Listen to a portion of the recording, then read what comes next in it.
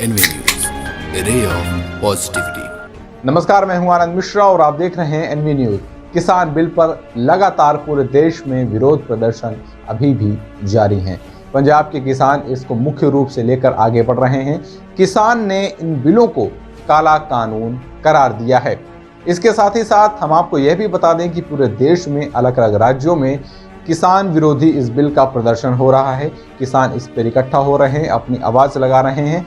किसान बिल में क्या कुछ ऐसा है जिसकी वजह से किसान इसका विरोध कर रहे हैं। लगातार सरकार इस बात का खंडन करती रही है कि किसान बिल पर ऐसा कुछ भी नहीं है जिससे किसानों को नुकसान हो, जिससे किसानों की जमीन को नुकसान हो या जिससे किसानों की आमदनी पर कोई असर पड़ेगा।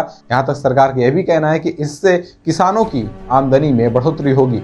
इसी बीच सोशल साइट ट्विटर पर वरिष्ठ पत्रकार सुशांत सिन्हा ने एक वीडियो पोस्ट किया। इस वीडियो के माध्यम से उन्होंने लोगों को जागरूक करने के उद्देश्य से बताया कि किस तरीके से कुछ गलतफहमियों की वजह से, कुछ बिचौलियों की वजह से यह आंदोलन लगातार गलत दिशा में जा रहा है, जबकि किसान बिल में ऐसा कुछ भी मैंडेट नहीं किया गया है जिससे किसानों को नुकसान हो। आइए आपको भी दिखाते हैं यह वीडियो। बहस करने आए उन सब से एक बेसिक सवाल पूछिए आज कि इस बिल में, ये जो 3 बिल आए हैं, इन 3 बिलों में कहीं भी नहीं लिखा है कि ये मैंडेटरी है, यानी ये जरूरी है कि हर किसान को कॉन्ट्रैक्ट फार्मिंग करनी है, हर किसान को किसी प्राइवेट प्लेयर को अपनी फसल बेचनी है, हर किसान को मंडी के बाहर बेचना है। जब ये मैंडेटरी नहीं है, जब ये जरूरी नहीं है, तो आप खुद दिमाग लगाइए कि जब ये बिल में मैंडेटरी नहीं है तो किसान अगर इस बिल का विरोध कर रहा है, मत बेचिए। आप ये कह रहे हैं ना कि पूरा देश इस बिल के साथ, इस बिल के खिलाफ खड़ा है, देश का हर एक किसान इस बिल को काला कानून मानता है। तो इस बिल में ये नहीं लिखा है कि आपको कॉन्ट्रैक्ट फार्मिंग करनी है, आपका कॉलर पकड़ के करवाएंगे। इस बिल में ये नहीं लिखा है कि आपको प्राइवेट प्लेयर आएगा तो उसको बेचना ही बेचना है, वो आपका कॉलर पकड़कर आपसे खरीद लेगा। इस बिल में ये नहीं लिखा है कि एपीएमसी मंडी जो है वो बंद होगी, एमएसपी खत्म होगी।